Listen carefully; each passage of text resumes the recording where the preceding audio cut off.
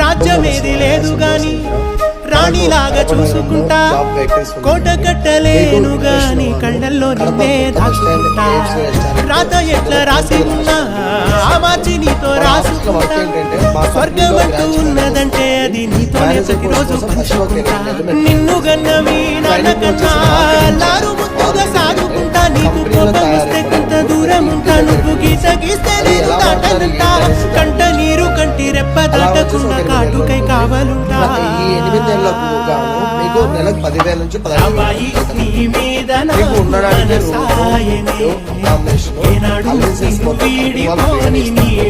బయట కూడా అవసరం లేదండి.